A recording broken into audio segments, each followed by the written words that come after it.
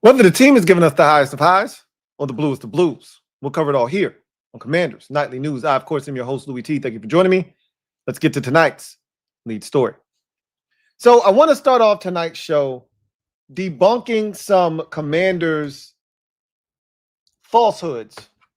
We've seen a few of these crop up over the life of this season.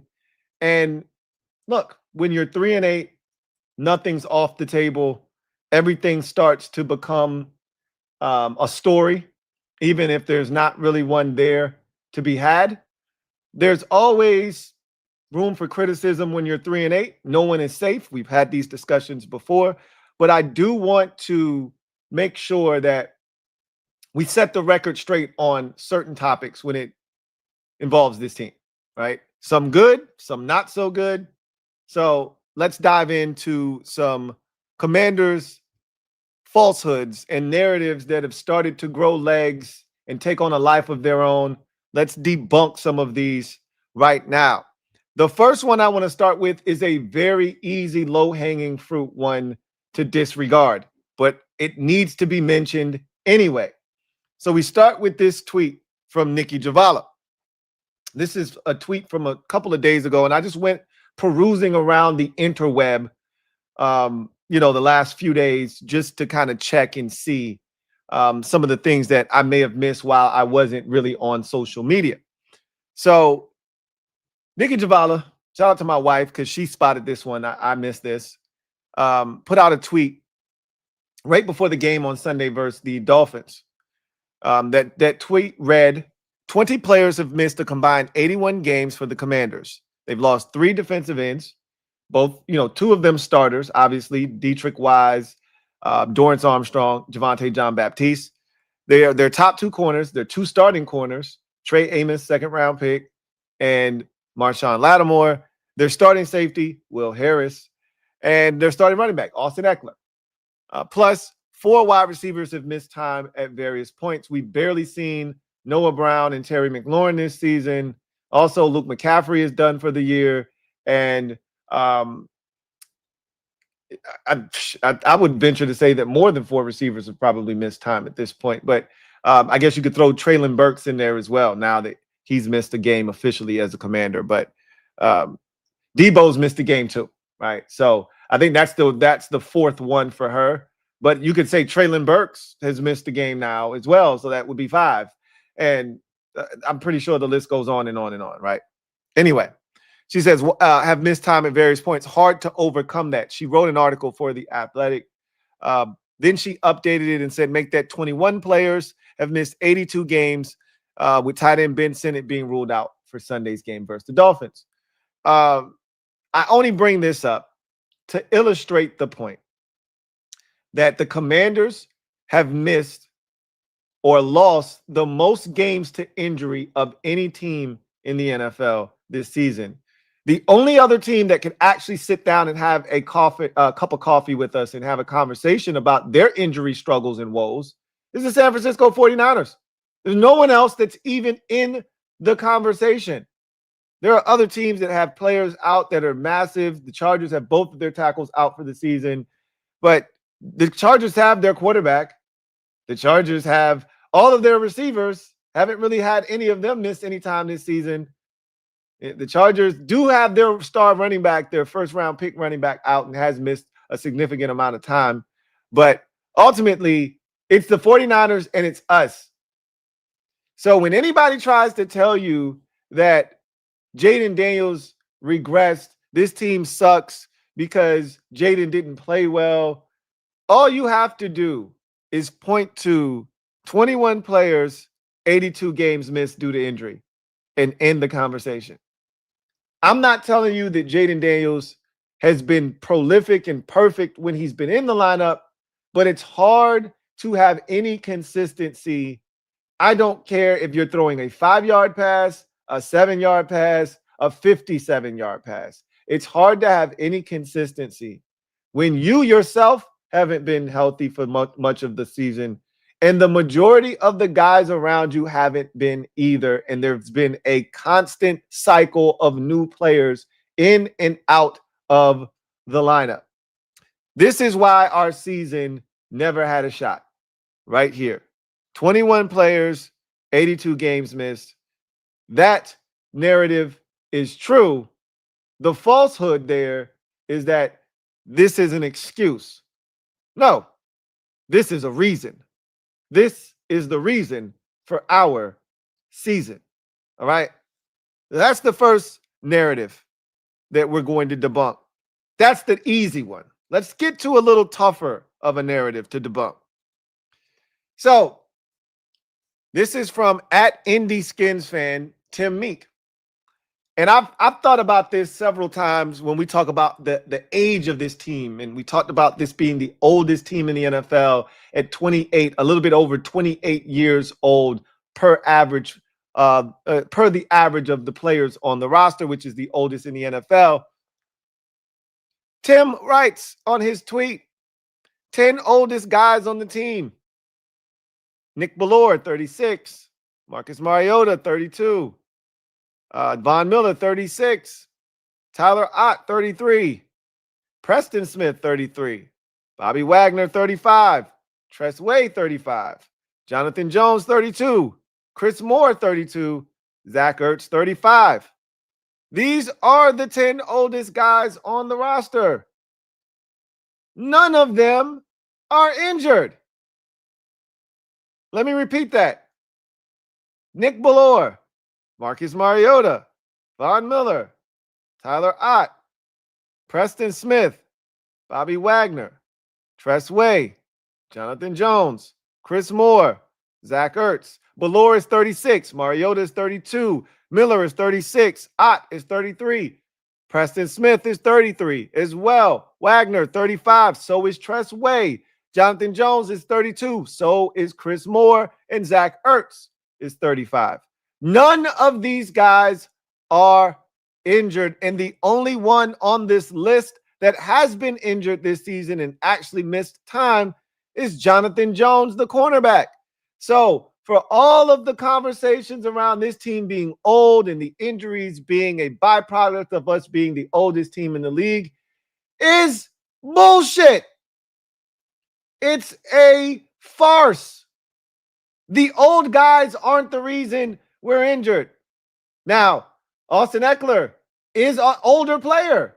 He's just not one of the 10 oldest, but he is over 30 years old. So he does fit this criteria. However, Dorrance Armstrong is not 30 years old. He's done for the season. Terry McLaurin has not yet turned 30. He's not on this list.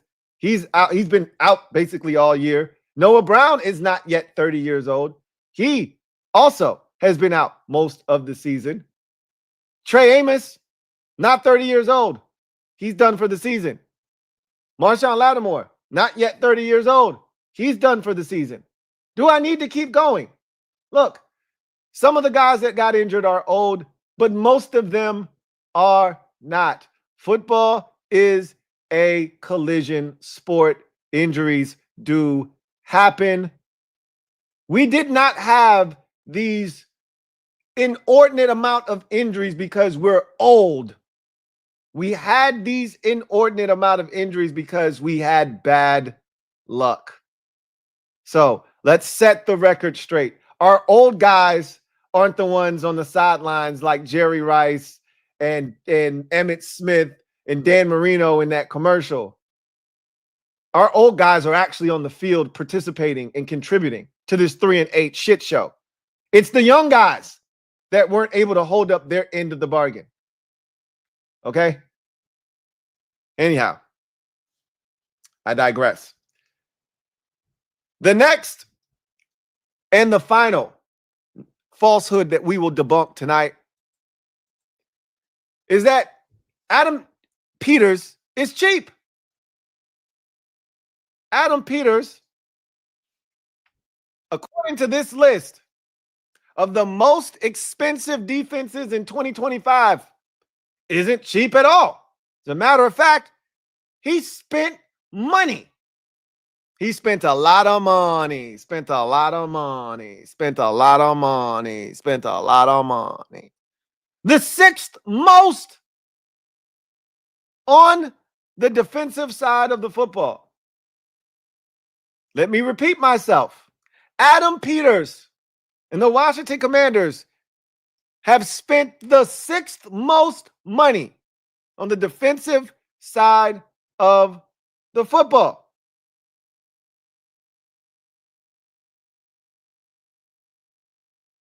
So, this notion that Adam Peters is cheap, not true. Not true at all. It's not about how much you spend. It's about how you spend it. He's spending money, but is he getting the return on his investment?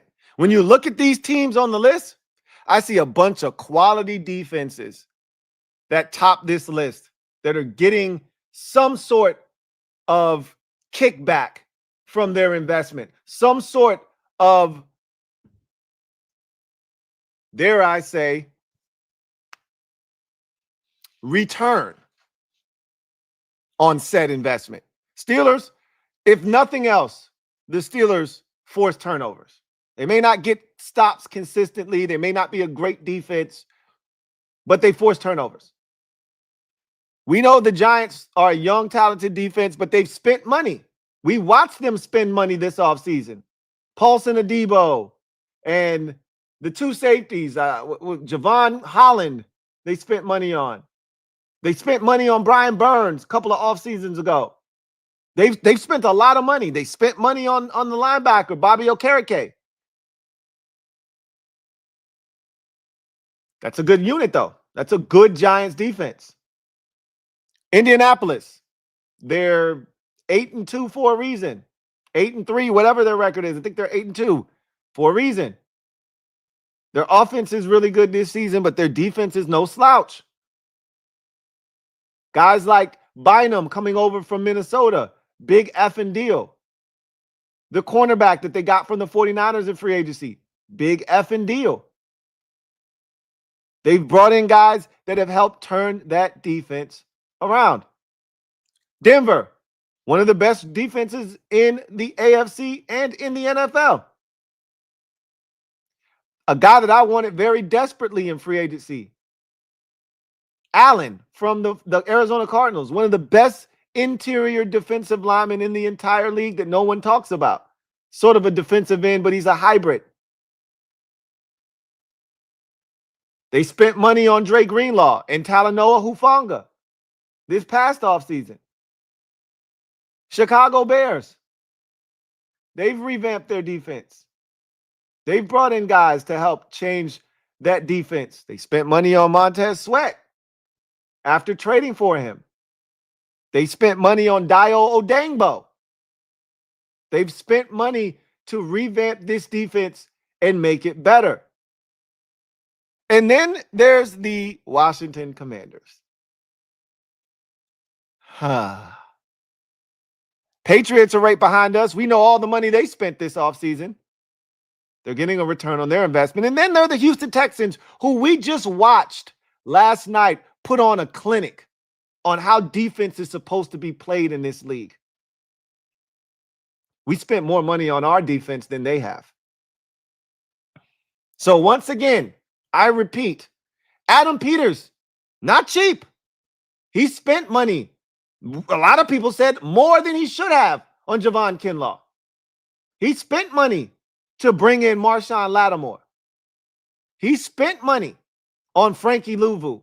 He spent money on bringing in guys like Will Harris. Not a lot of money. Money nonetheless. Spent money on Jonathan Jones. Spent money on Dietrich Wise. Spent money on Eddie Goldman. Spent money on Bobby Wagner to bring him back on a one-year deal. He spent money. Deron Payne's getting paid a pretty penny. He spent money on Dorrance Armstrong. You can call him cheap if you want. The numbers suggest otherwise. It's not how much you spend, it's how you spend it. So when you talk about Adam Peters, don't call him cheap. My guy, shout out to my guy, Derek B. He called him Penny Pincher Peters. Maybe you could call him that on the offensive side of the football. Maybe. Don't call him that on the defensive side. This defense isn't terrible because of a lack of trying or a lack of spending. It's terrible because of the injuries and what you spent it on. And it would help if you had some draft picks that were in here that were any good, which you don't. But again, that's not an Adam Peters problem necessarily, because you're supposed to have had guys that are on their second contract, that are still on their rookie deals from the last administration. All those guys are gone.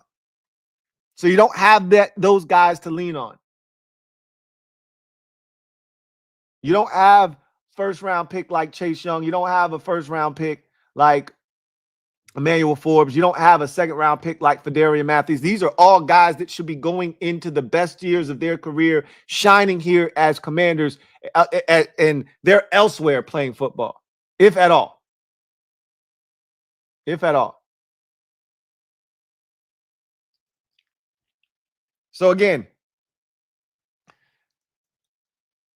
I'm just here to tell you, Adam Peters, not as cheap as a lot of you have made him out to be. We've spent a lot of money to be one of the worst defenses in football. Look around the company that we keep here. None of these other defenses. You don't find another bad defense until you get to Dallas's defense. There are 1, 2, 3, 4, 5, 6, 7, 8, 9, 10, 11, 12th most money spent on their defense.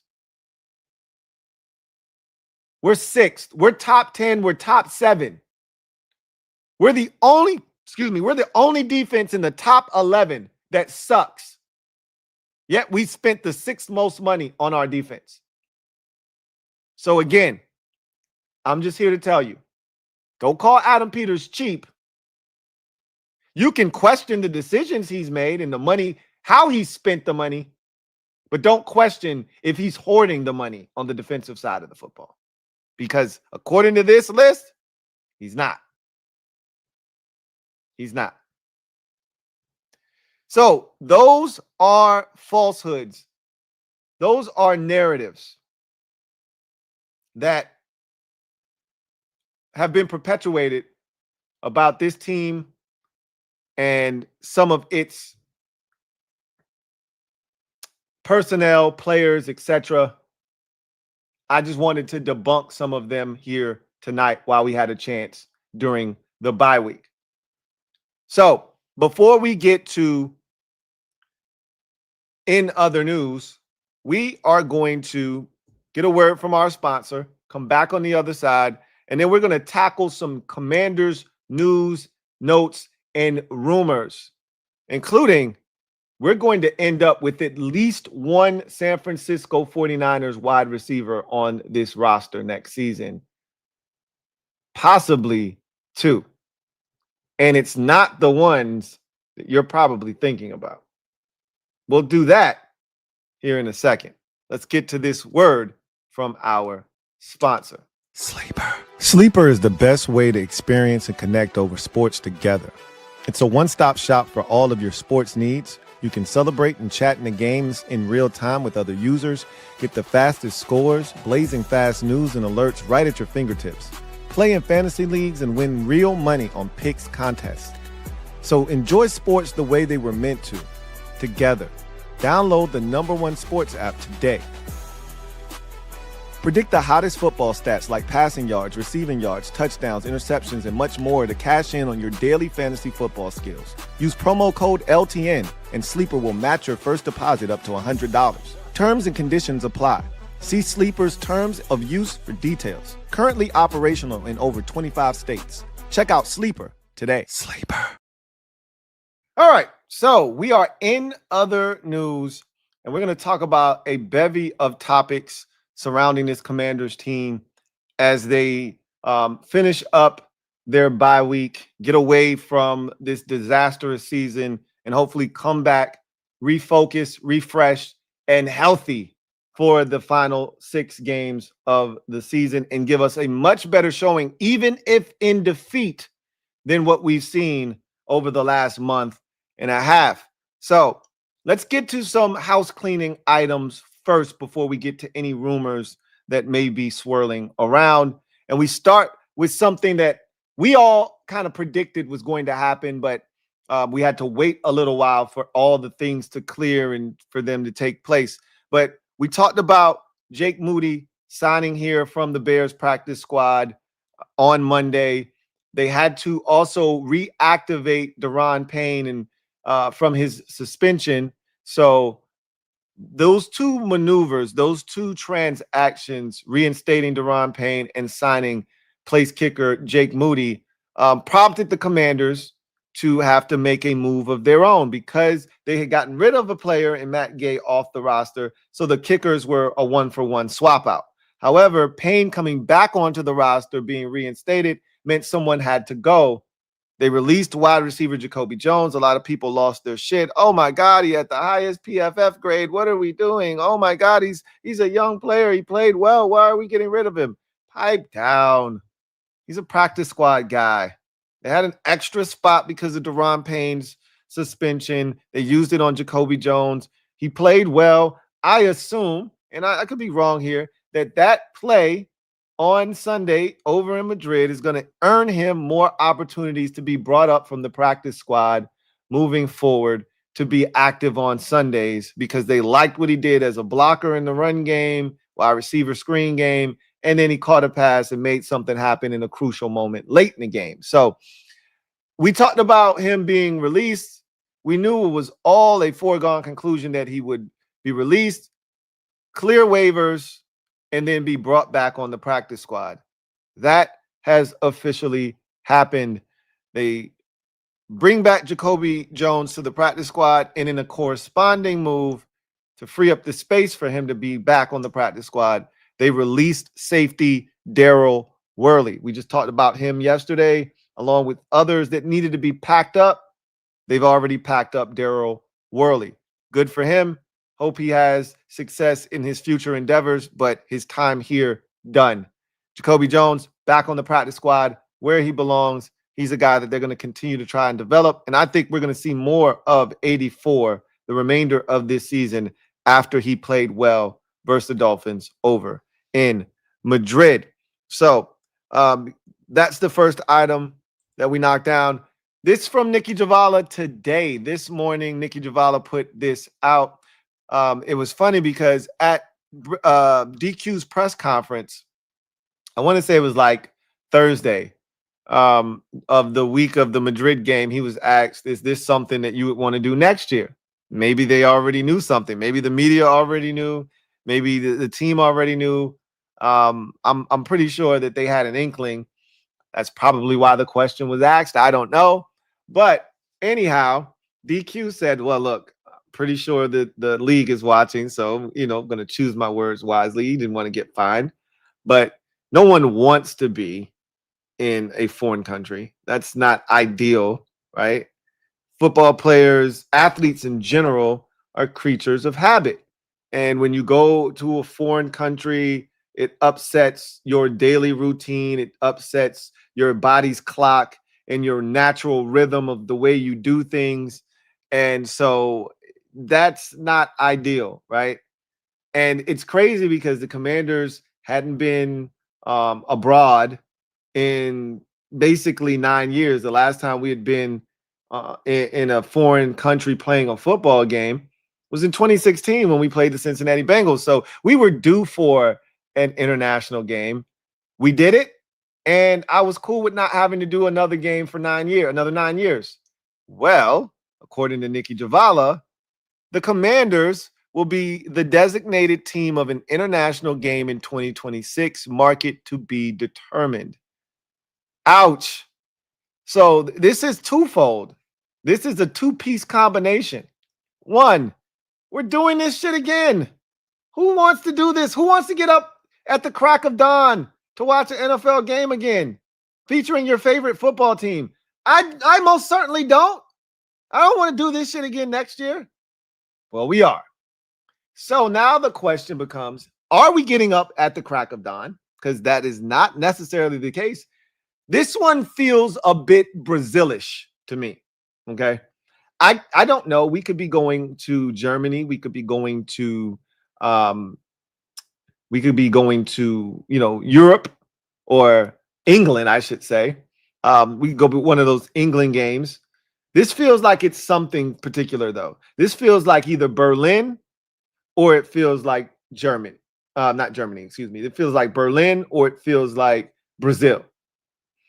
Brazil would not be a morning game. It would instead be a Friday night game to help kick off week one of the National Football League's season and kickoff weekend. It would be the second game of the season. This year, it was Chiefs and Chargers. Last year, it was the first ever game in Brazil, and that was Packers Eagles. So that's on a Friday night, 7, 8 o'clock, whatever. So it would be our normal time that you would have a game. It'd just be a weird day on a Friday. If we were to do an international game, I would rather do that than to have a week 7 game over in London or a week 10 game over in Berlin. They're not going to send us back to Madrid, clearly, if they're doing another Madrid game. But I just didn't see us going back to back with this. So that's the first piece of this. You've got a second international game in as many years. The other part of this that is very nasty is it's a home game.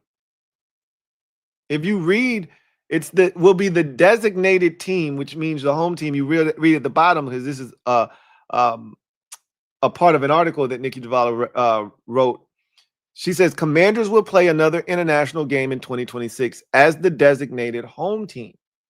You're losing a home game to this. It's one thing to go play the Dolphins, who are losing a home game.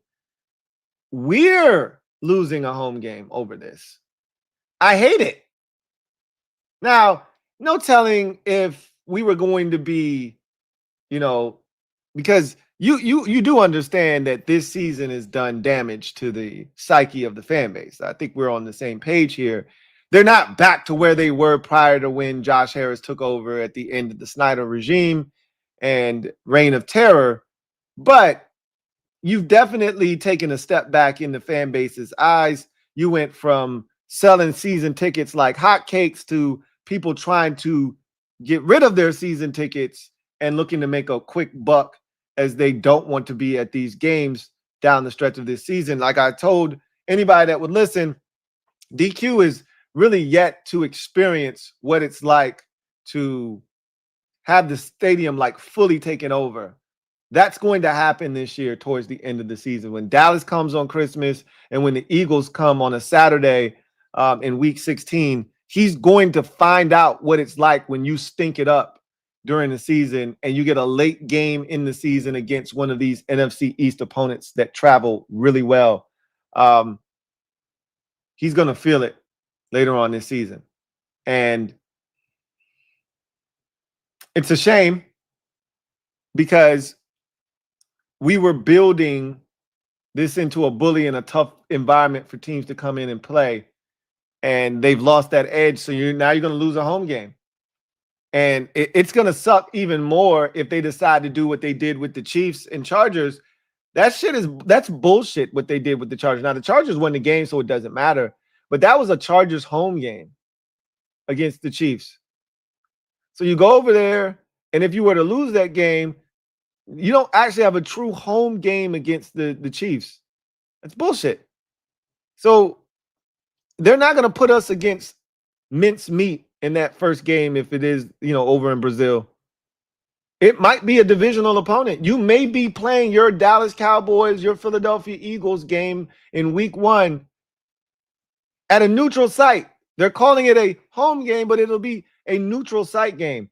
That's bullshit, if that is in fact the case. Now, this is something that you also have to take into consideration.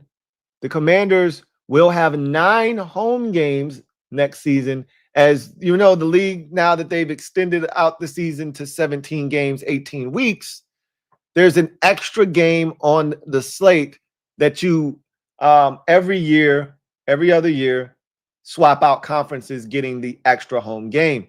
Last year, the NFC got the extra home game. This year, the AFC gets the extra home game. Next year, the NFC gets the extra home games. So the Commanders will have 9 home games, and one of them is going to be delegated to this international contest, wherever it may be. And so they still have 8 home games. They still will have 8 home games like you would in a normal season. But instead of the 9 home games that they should have, they'll be playing one of them on international soil. Interesting. I can't say that I love it. I can't say that I hate it. Sort of indifferent about it. Want to see who the opponent is, though. Somebody just said it won't be a divisional opponent. Well, if that's the case, Chargers Chiefs is high. It's pretty good real estate in the NFL right now. Every year we get a Chiefs Chargers game on prime time, and it's usually a thriller. If your logic holds up, then you wouldn't waste that game in week 1. They don't see that week 1 Friday game as a waste. They didn't see Eagles Packers as a waste. They saw that as a marquee matchup. You waste a game in week 7 in London with the Jaguars and the Jets. That's when you waste a game, right? You don't waste a game in Brazil. They didn't think that the Dolphins and the Commanders were going to stink this year. That's why they put that game in Madrid. They thought that was going to be a really good football game against 2 teams that don't normally play each other, but it should be a lot of fun with Jaden Daniels and that high-octane offense, and the Miami Dolphins with Tyreek Hill and Tua and Waddle and Achane and that high-octane offense, all led by Mike McDaniel. That's what they thought they were getting. That's the product that they envisioned when they said, we're going to send football to Madrid for the first time in its history. And, of course, they didn't get that product. So I don't anticipate them saying, oh, we'll just throw them a game. Well, it'll be a throwaway game. We'll pit them against one of the last place teams on their schedule because, well, we might not be a last place team. We may be a last place team when it's all said and done. But we more likely than not will be the 3rd place team, I believe, in this division. So let's throw them against the 3rd place team that they, that's on their schedule, right? So right now, let's say Atlanta ends up being the 3rd. We seem to play Atlanta every year. You can't escape these bums. Because it feels like Carolina and Tampa are going to finish 1 and 2 in that division, and New Orleans is going to bring up the rear.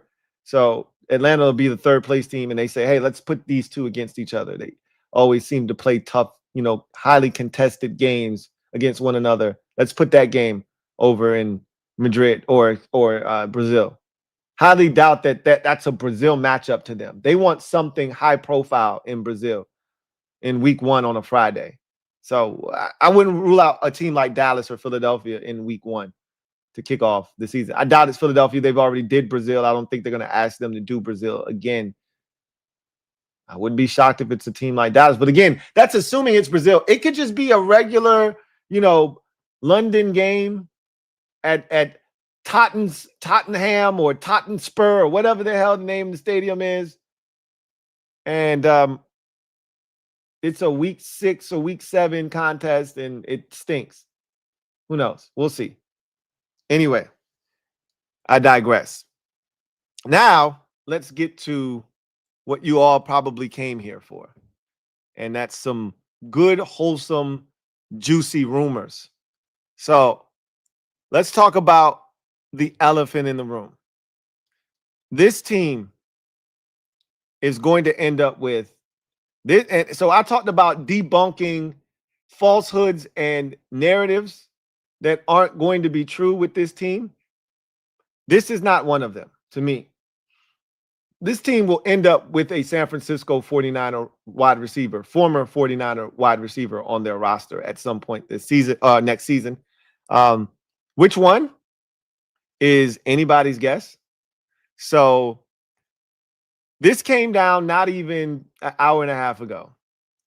Brandon Ayuk, and this is from Bleacher Report, and we're going to get into, because if Diana Rossini was the only source of this, I probably would not have brought this to your doorstep.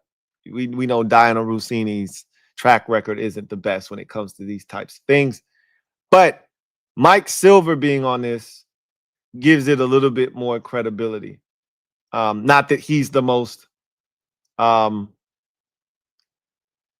in NFL insider, but Mike Silver is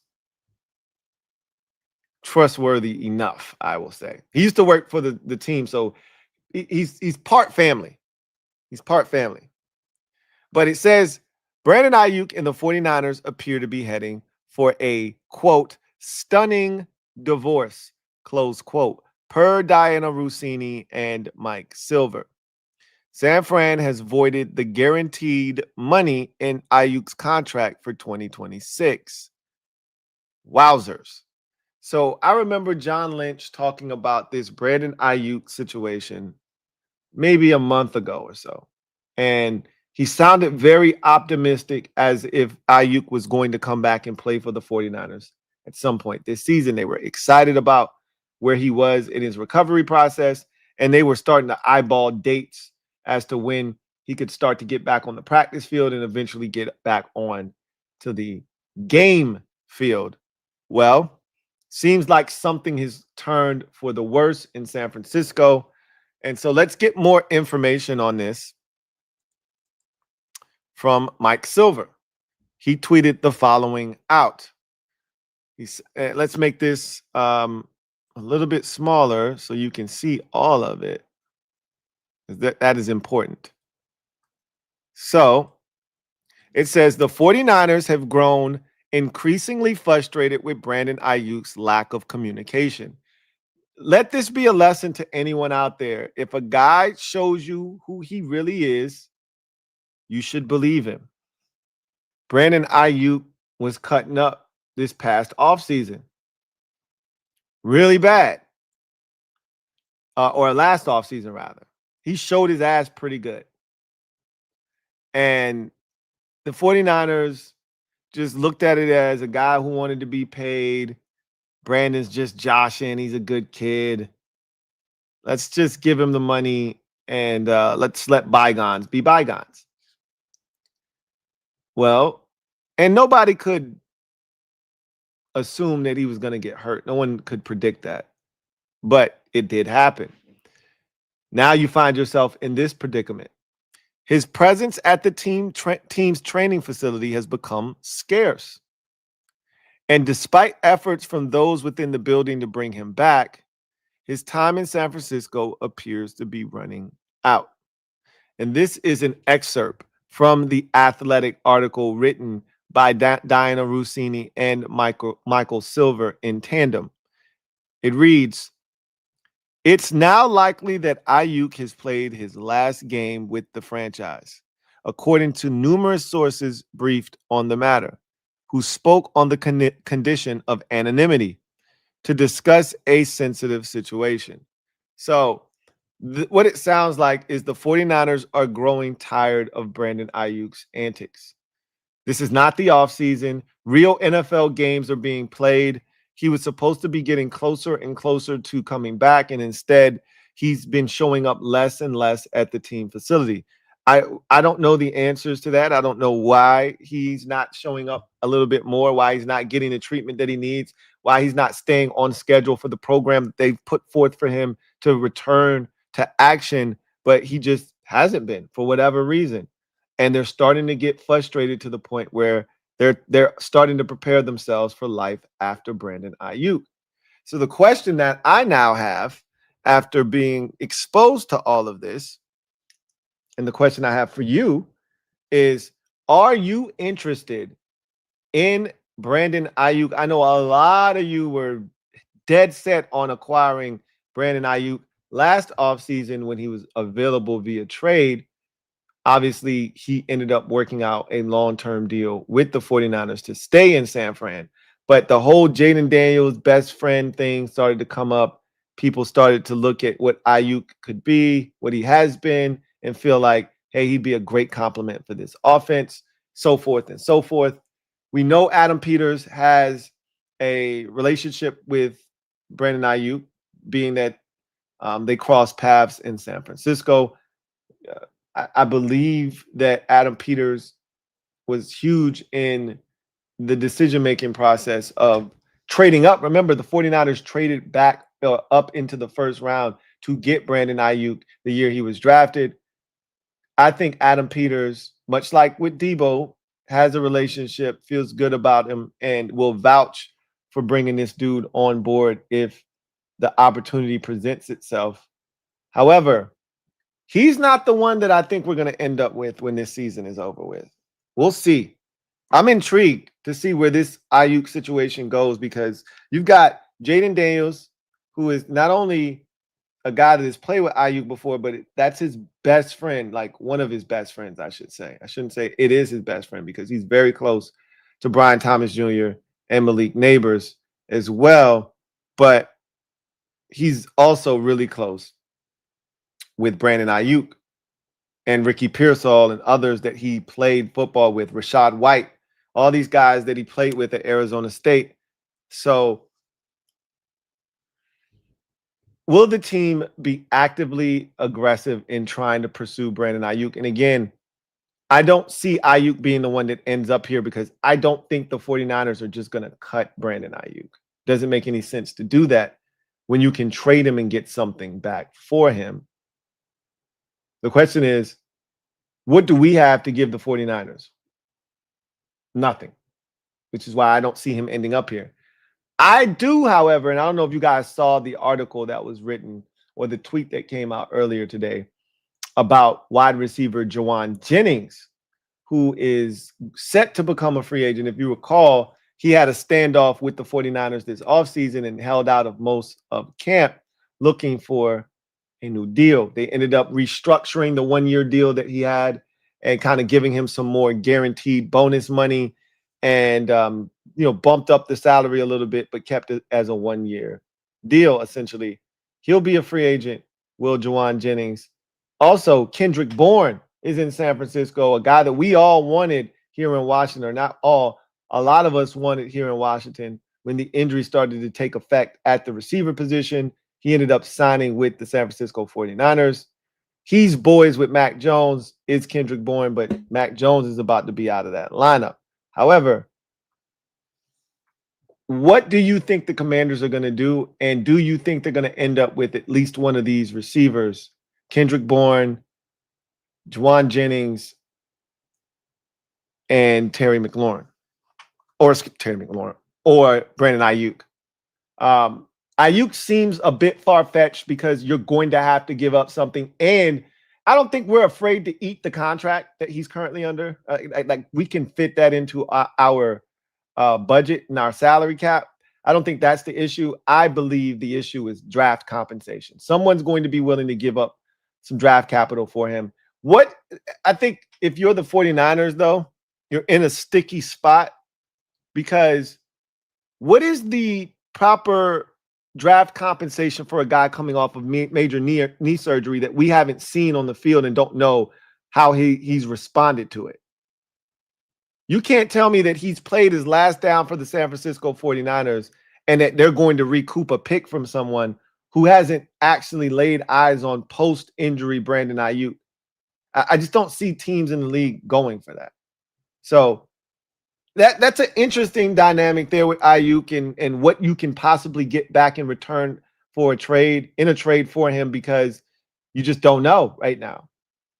Jauan Jennings feels like a Commander. He feels, and I've brought him up numerous times when I've talked about the construction of this roster and how Adam Peters has gone about his business and how he's trying to build this into a San Fran East, so to speak, where you're seeing a lot of emphasis being put on adding guys that kind of mirror what they built in San Francisco.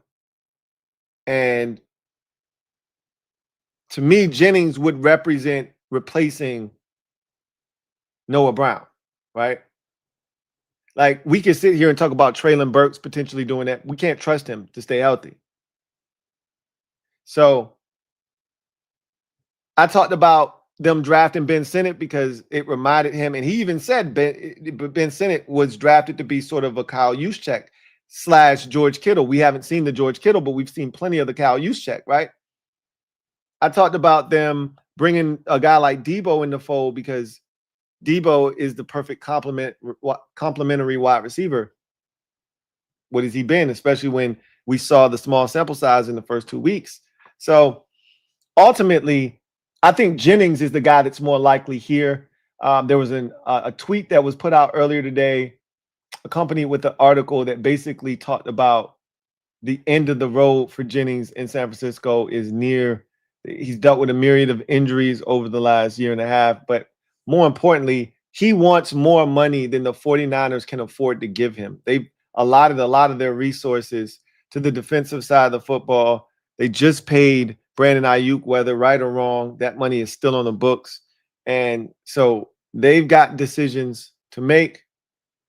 Ultimately, I feel like Jauan Jennings will be one of those casualties of a situation where they just don't have the amount of space that they would like to have to re-sign a guy like Jennings. Not because he can't play, not because he hasn't been a force for them, but simply because we've already allocated enough sources and resources to the receiver position. And we can't be dishing out any more money on the offensive side. You're already paying McCaffrey. You're already paying Trent Williams. You're already paying Brock Purdy, and you're already paying George Kittle. So you're not in a position to really be breaking a number 2/3 wide receiver off. So I don't have any problems with Jauan Jennings being added to this roster.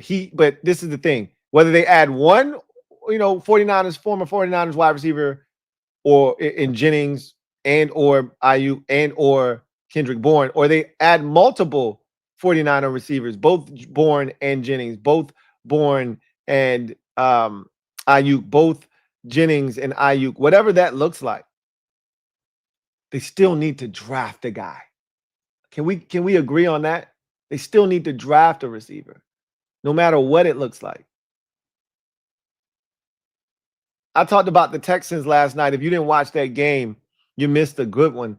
I talked about the Texans and how offensively they come at you in waves. They got so many receivers. It's not even funny. They got so many weapons for CJ Stroud to get the football to. There's no excuses as long as that offensive line holds up. CJ's got a ton of weaponry around him out there. Not only do they have Nico Collins, and I know Tank Dell is injured, but he's still on the roster, and they expect him to come back at some point, whether that's next year or whatever the case may be. But outside of those two, they added 3 Iowa State wide receivers last year. 3. Jalen Noel, Jaden Higgins, and Xavier Hutchinson. Not to mention they traded, which we were over here fiending for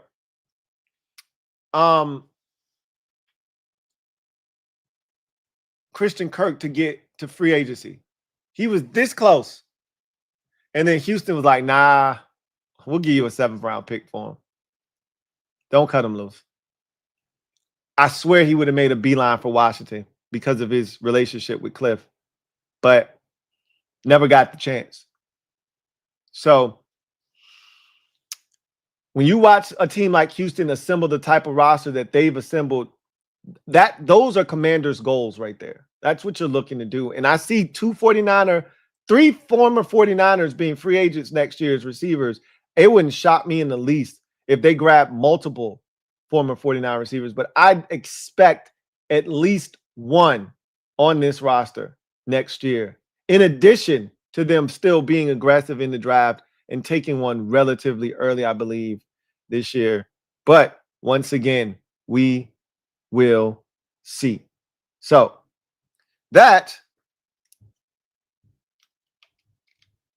is going to take us to the comment portion of the video where I answer a couple of comments and then we get out of here. Anthony Perry, thank you for the super chat. Greatly appreciate you. Anthony, thank you for the Dubski, writes, I hate these international games. NFL's so greedy, bro. They are. I really like, I enjoy Thursday night games, but I hate what they are and what they represent for the players. Like, it's not a great product for them, but boy, do I love the Thursday night games. But it's not ideal to have these guys, play a football game 4 days after they just played a football game. That's still asinine to me. No player wants this shit. No player wants the international games. No player wants the Thursday night games. But the players want the money that is generated from these games. So they're not complaining. I'll tell you that much, Anthony. They're not complaining because the reason why these salaries continue to go up and why these players continue to get more and more money at each of these collective bargaining agreements and why the salary cap continues to rise every single year is because of international games, because of selling off their TV rights to Amazon and Netflix and getting all these different, networks or entities, streaming services involved. And with that comes sacrifice on the part of these players. Unfortunately, international games is one of them. Thursday nights, another one, right? He says, and most fans are indifferent. And you're not wrong. You're not wrong about that. Not all fans love the concept of Thursday night football or international games. We went to Brazil last year and the field was shitty slippery. It's a money grab. Now, the field in Brazil last year was a joke. That you guys were playing basically on green mud last season. Jordan Love hurt himself in that game slipping. We saw guys slipping all over that field last year. You guys were playing basically on green mud. Now, that surface that we just played in Madrid, that the Commanders just played on against the Dolphins in Madrid, a lot of people said that was the best international surface by far, bar none, that any NFL team has played on in foreign territory, right? On foreign soil, if you will. So they're getting better at picking some of these locales because that field was beautiful. It felt like it was painted. It gave Super Bowl atmosphere vibes. Fortunately, they did not get a Super Bowl type of performance. It's definitely a money grab, though. You'd be lying to yourself if you didn't acknowledge that the NFL is profiting big time off of it's big business off of international and Thursday night games. That the deal with Amazon Prime to be able to broadcast that every Thursday. Netflix games on Christmas Day. Like they're making tons of money by outsourcing these games. They could care less about the field conditions, this, that, or third. They try to make it out like they really truly care about these players, but they really don't. Like, don't tell me that you don't want to get sued. You don't care about player safety. Because if you did, there are certain things that you wouldn't allow just off the strength of it not being good for player safety. Don't tell me you're shortening overtimes in the regular season to 10 minutes for player safety. You don't give a shit. You don't care about it. You just want to make it look like you're doing something. Anyway, I digress. Anthony Perry, thank you for the super chat. Greatly appreciate you. Double up. Thank you for doubling up. Who writes? Adam Peters definitely in the Niners' backyard bag for sure. He says he's coming away with something in his Denzel voice. Oh, for sure. He leaving there with something. This offseason, he leaving there with something. One of them 49ers players. One of them former 49er players. I'm thinking Ayuk makes the most sense. He's been trying to reconnect with JD5. That's the thing that sounds the most logical, like on paper and from afar. But if you actually look at what it's going to take, like the 49ers aren't going to release Brandon Ayuk. They're not doing that. They're trading him somewhere. And again, the funny thing is right now is I don't know what his trade value is. I can't imagine that his trade value has ever been any lower than what it is right now because of the injury and teams just not knowing what Brandon Ayuk post injury looks like. So I'm actually intrigued to see what this situation looks like because the 49ers are kind of stuck between a rock and a hard place. If what we've read from Mike Silver and what's old girl name? Diana Rossini. If what we're reading from Diana Rossini and Michael Silver are true, and they're at wit's end with him, then the ball is in their court and they don't have really any leverage. They just signed this man to a 4-year contract. So they're kind of stuck. They need somebody to take him off of their hands and eat that salary and, you know, all of that good stuff. So we'll see what happens. He says, they're trying to I think you know JD5 would love to play with IU. And we talked about adding another receiver. We already got another former 49er receiver already on the roster. Could they go out and try to be aggressive to go get another one? Again, it's not about the money. It's about the draft capital that you have to give up to get a guy like Brandon Ayuk. And we just don't have it. We just don't have it. Even if you wanted to give up a 2, we don't have a 2. So we'll see. I'm telling you this. They're coming away with a 49er receiver, whether it's Kendrick Bourne, Juwan Jennings. Jennings feels like the most he feels like the most realistic and plausible option to be added to this roster next year because of his sheer physicality, size. He blocks in the running game. He does everything that they talk about from a commander standard standpoint. He would fit in here hand in glove. I could see him being the guy that ends up being signed to Washington. And you don't have to give anything up for him. You don't have to give anything up for him. So, Wrath of God, thank you for the super chat. Greatly appreciate you. Thank you for being a member of the MOBB, who writes, all I'm saying is we got the money, spend the dough. It's doing us no good in the back pocket. Gotta kill it in free agency and hit every pick in the draft, and AP got options. So you're not going to hit every pick in the draft. I can't say that it is impossible because it can happen. It's just highly, highly, highly unlikely. Again, if you hit on 30% of your drafts, you did a good job. You did good. You did good. So he's got to hit on at least 2. There are 6 players right now currently that the Commanders will have to draft if everything holds up. All you got to do is hit on 2 of those players, and that's 30% roughly. So the offseason is going to be critical in getting younger, more talented, finding guys that can help you right now, and then also balancing that by drafting guys that can help you in the future. This is a big offseason, though, for Adam Peters. I agree. It's a big offseason.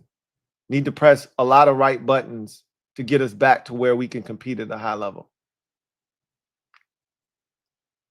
There will be some options available this offseason. Now, again, like I told you, free agency, very fluid. I know you saw the article today that came out about Breece Hall. If the numbers right in New York could go back to the Jets. He was talking all that shit. Remember, we were here live together for the trade deadline special. He was talking all that shit because all of his teammates and guys that he got down with got traded. And he was like, am I next? What's good? Let me out of here. Free me. And it didn't happen. Now, all of a sudden, if the number is right, I'll be willing to come back. And I think that stems from, you know how this running back market be. This shit be volatile as hell. You thinking guys finna get broke off and they just don't. And teams aren't willing to spend the money on a guy going into his second contract as they are at other positions where they're very eager to give a guy an extension at 27, 28 years old. They're not trying to do that at the running back position. So Breece might be looking around and saying, don't be like Le'Veon Bell.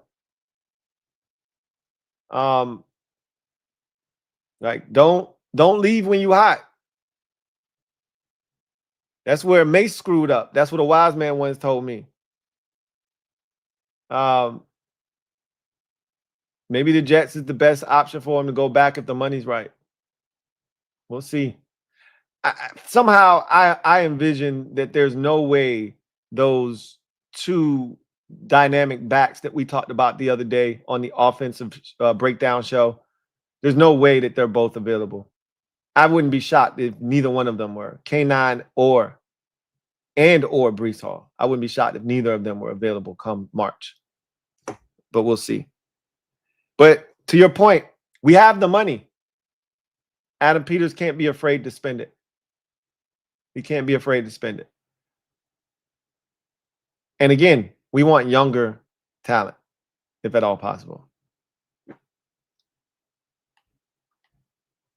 Wrath of God, thank you for the super chat. Greatly appreciate you. Double up.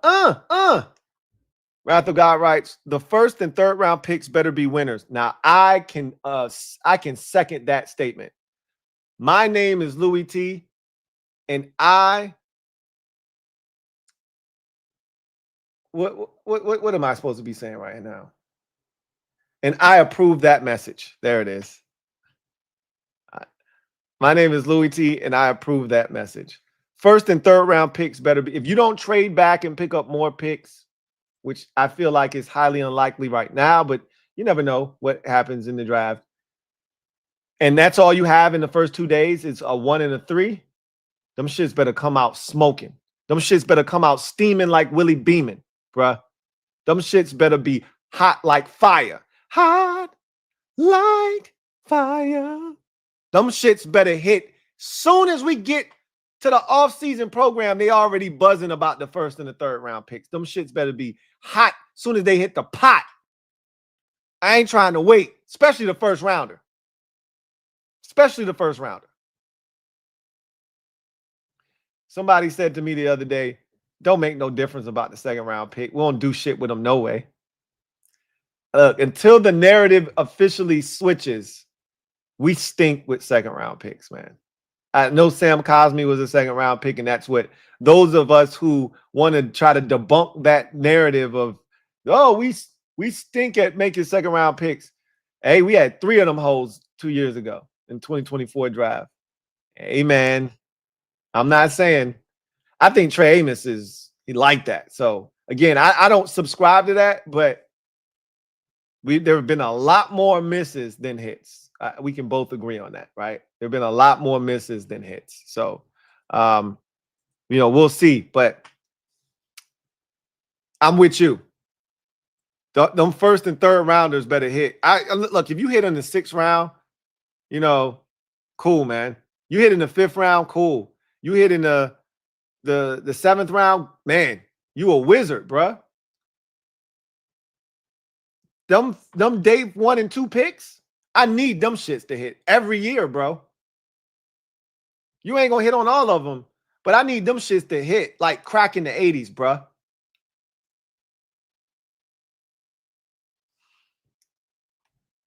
Wrath of God, thank you for the super chat. Greatly appreciate you. Wrath of God writes, Tank Dell, 3rd rounder, he killed it in the Senior Bowl. I love. You remember me talking about Tank Dell? I love Tank Dell, man. It's a lot of me and Rio were talking last night watching the Texans game. We were texting back and forth, just talking about some of the guys that are balling that we loved. And I loved Cole Bishop coming out of Utah 2 years ago. This big 6'2", 215 safety that runs a 4.4 40 that hits, can cover. I'm like, yo, this is what we need. Of course, we don't draft Cole Bishop. We draft Jartavis Martin instead.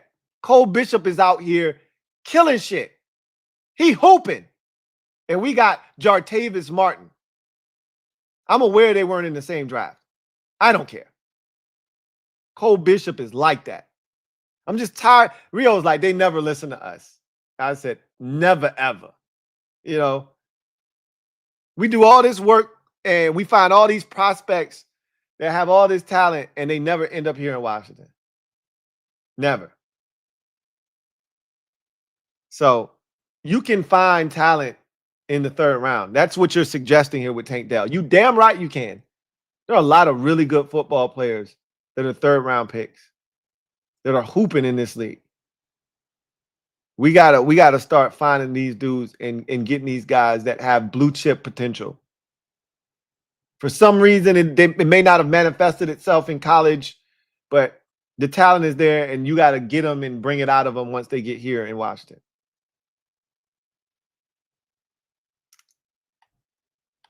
John Perez, thank you for the super chat. Greatly appreciate you. My guy, JP, thank you for being a member of the MOBB. Writes, bring Ayuk to Washington, period. So, JP, you willing to give up? Like, I mean, seriously, what you willing to give up? We don't have a 2. That would be ideal, right? And to be honest with you, being that he's coming off of a knee injury, San Francisco's in no position to strong arm anybody. If somebody said, I'll give you a 3 for him, they'll probably take it at this point. You willing to give up our 3rd round pick for Brandon Ayuk? You ain't laid eyes on this man post-injury, and you willing to give up a 3rd round pick for him? Now, I would be all for Ayuk ending up here for, nothing, which is not happening. Like if he was a free agent and we signed him, or they said, yo, you just give me all 3 of your day 3 picks and he's yours. You give me your 5. Wait, what we got? You give me all 4 of your day 3 picks. Your 5, your 2 6s, and your 7, and you can have Brandon Ayuk. I'd do that in a heartbeat. Because I doubt that those 4 players are going to end up being as impactful as just Brandon Ayuk. But again, we need young players. We can't keep giving away draft picks, JP. This is why we're in the dilemma that we're in right now. We keep saying, I don't care, just do it. If we would have listened to some of y'all, and I'm not talking to you in particular, JP, but if we would have listened to some of y'all, we would have gave the Cincinnati Bengals a 1st round pick for Trey Hendrickson. He hasn't even really played this season. It would have been another Terry McLaurin situation all over again. Like, fans can be so dangerous when it comes to this type of stuff. This is why you're not the GM. Bring Ayuk to Washington, period. You don't care how, just do it. That's dangerous, JP. It's dangerous. It's reckless. And we got to be smart.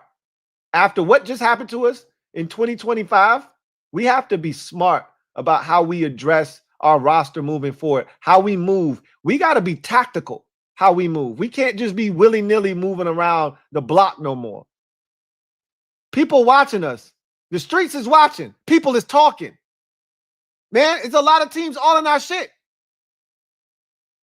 I'm trying to move in silence. The real G's, I was told, move in silence. The weak start riots. I ain't trying to start no more riots. I'm trying to move in silence. Stack these dubs and get these young, talented players onto the roster.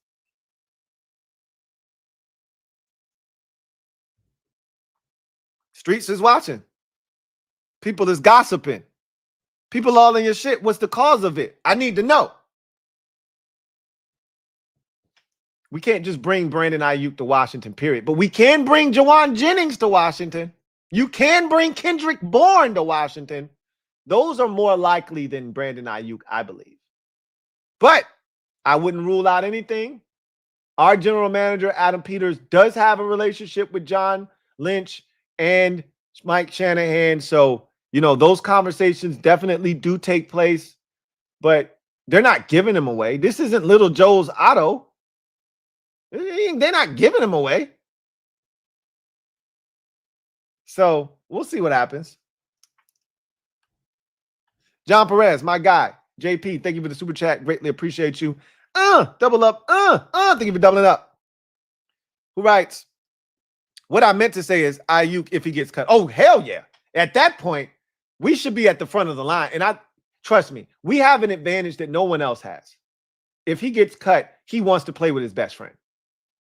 He wants to play with Jaden Daniels. So if we want him, now again, it's not a one-way street. It's a two-way street. They got to want him too. Like the Commanders have to say, hey, we don't know what the status of your knee is. Come in, have a physical. Let's make sure everything's good. And if everything checks out, we would love to sign you to a contract here, bro. We would love to have you. Absolutely. And I think we go straight to the front of the line because we got the ace. That's Jaden Daniels. He wants to play with his boy. So if he gets cut, yes, JP, then you can make that statement. Bring Brandon Ayuk to Washington, period. Yeah, absolutely. Absolutely. If he got cut, which I don't see happening once again, because if I'm the 49ers, like unless there's some sort of accelerator, if you trade him that's gonna like blow up your salary like that they wouldn't do. I remember one year, like the Cowboys, if they tried to trade Dak Prescott, his salary, his cap hit would have ballooned from like 40-something million to like 80-something million. If it's something like in there that would do that, would escalate, they're not going to trade him at that point. But if they can cut him and there's no penalty, we're hearing that they're taking back guaranteed money and all of that stuff. If they can do that, then they may do that and may cut him. But to me, if there's an option between cutting a guy or getting something, even if that's a 5th round pick, sometimes you just got to cut your losses. Like we had to do with Trent Williams. It wasn't ideal, but our backs were against the wall. We had screwed the pooch on that whole situation. So instead of us maximizing what we could have gotten for Trent Williams, we gave him away for a song. You get to a point where, hey, bro, we just got to wash our hands of this situation. Just give me a 5 and he's yours. I doubt we get to that situation because it's teams like Pittsburgh out there that's like, man, I give you a 2 for him. To hell with everybody else talking about, I'll give you a 2nd round pick for this man. They need a number 2 receiver. They're desperate, bro. They wanted Ayuk the first time around. They were sniffing around. The Browns, you think they care about where Ayuk wants to go? I don't know if that contract includes a no trade clause where he can veto where he gets traded, et cetera, et cetera. I don't know if that's included in his deal that he signed. But, you know, the first time around, Brandon Ayuk, remember, the Patriots they had a deal on the table and a contract. And Ayuk was like, I don't want to go to New England. The Browns were ready to do it. He didn't want to go to Cleveland either. If I'm San Francisco, I don't give a shit what you want to do. You don't got a no trade clause, shipping your ass to Cleveland. Tough titty, said the kitty, but the milk is still good. What you gonna do about it? I definitely don't want to keep him in the conference if I don't have to. Ship him to Pittsburgh, ship him to Cleveland. But if he gets cut, I'm with you. I'm with you. Find a way. Wrath of God, thank you for the super chat. Greatly appreciate you. Wrath of God writes, Lou, bruh, thank you. We need young speed and talent. I'm on some Will Anderson shit. We need some dogs flying around out there. I talked about this yesterday. Like, I did, matter of fact, I talked about it on Commanders Nightly News, the episode yesterday, 12.4. Towards the end of that episode, I said, what we wouldn't do for, I need to watch my mouth because this what got me in trouble last year. Let me rephrase this a different way. Man, it would be so great if we could have a Danielle Hunter on one side and a Will Anderson on the other side. Did you see those guys last night? Man, they got Tim Settle out there looking like a straight beast. Because you got to worry about what these dudes off the edge doing. They got so much speed defensively. Do you see their corners? Kamari Lassiter is a dog. Dog. Did you see the 4th down play when he ran up and he stonewalled a fullback, knocked him into James Cook? They said early in the game, he made a tackle on a wide receiver screen. I'm talking about the 2nd round pick out of Georgia in last year's draft, Kamari Lassiter, the corner, that is just as good as the number 2 overall pick on the other side, that I think is the best corner in football. They said of Lassiter, he is a defensive lineman in a cornerback's body. That is his mentality. And I was like, oh, okay, that's cool. Then you see that 4th down play when he runs in and crushes the fullback. And you go, oh, they really meant that. He's really like that. Like, I'll tell you right now why Trey Amos will never be Kamari Lassiter or a guy like Quinyon Mitchell, Derek Stingley Jr., or PS2, because he don't have that type of dog in him. He a hell of an athlete. He's a smooth glider on the football field. He can make plays, but he got run over by Jordan Love, bro. He ain't like that. He ain't looking for that kind of work. And in order to be elite at the corner, you got to be physical. You got to be willing to put your hands on people and get dirty. And Trey ain't trying to do that. And I'm okay with that. But you got to know who you dealing with. We need dogs, man. Like real dogs that hunt, live dogs. You take the leash off and they take off running. And the first thing they run into, they biting, bruh. We don't have that. Our dogs are sterile. They're well trained. And they ain't biting nobody, man. They're friendly. They let strangers come up and pet them.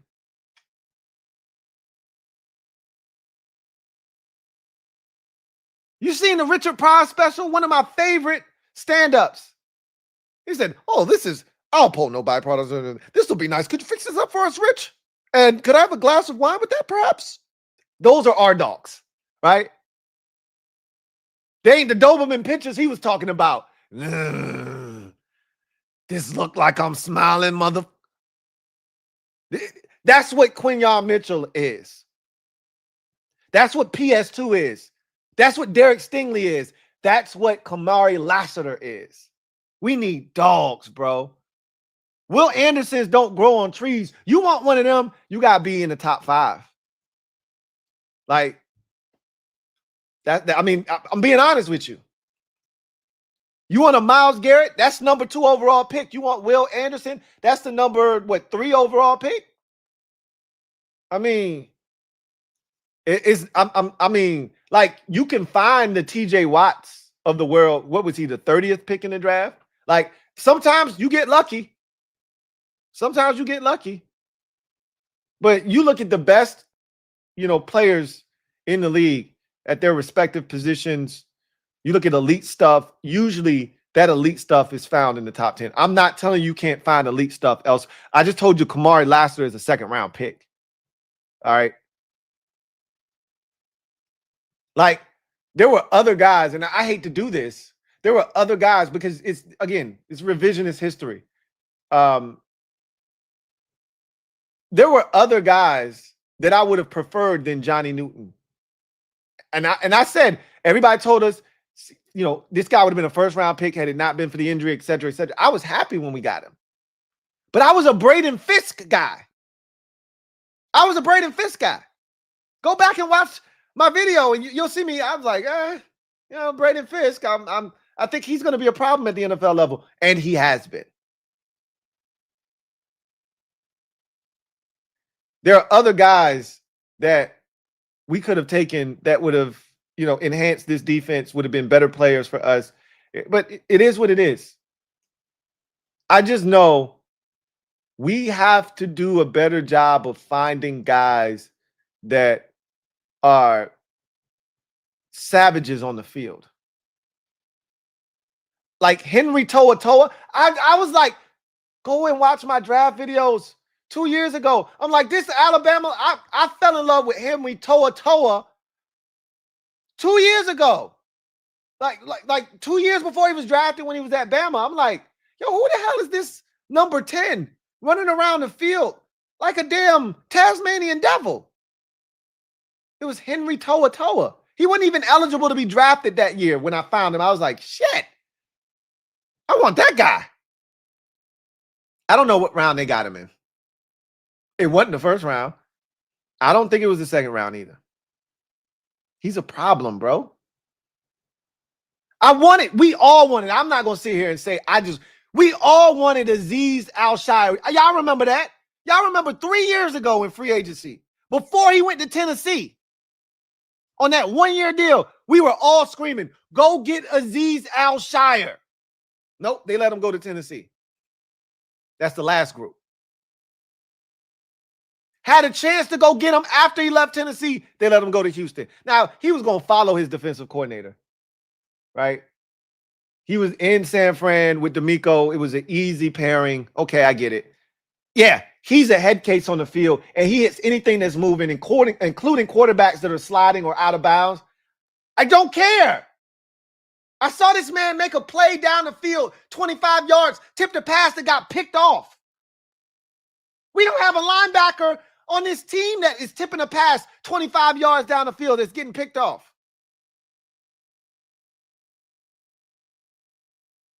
Even Kenneth Murray tipped a pass that got picked off for the Cowboys on Monday night versus the Raiders. We don't have a guy that does that.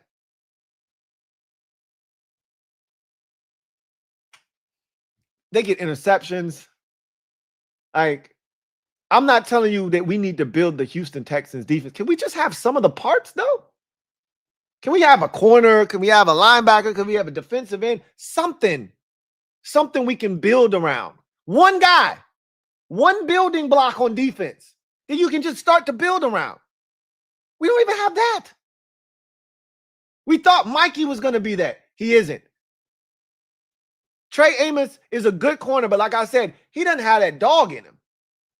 He's going to be really good for us, though. I love Trey Amos. He would be the best number 2 corner if we could find an elite one. He could be a number 1, but it's not top shelf. Whatever's below that top shelf, the next step down, that's where he is. You pair him with an elite corner and we could have one of the best tandems in football.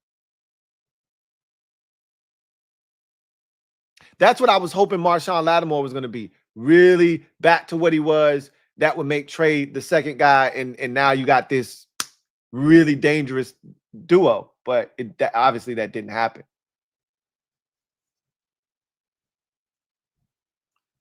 We'll get there one day, man. We'll get there one day. But for now, we can only dream. Dream, dream, dream.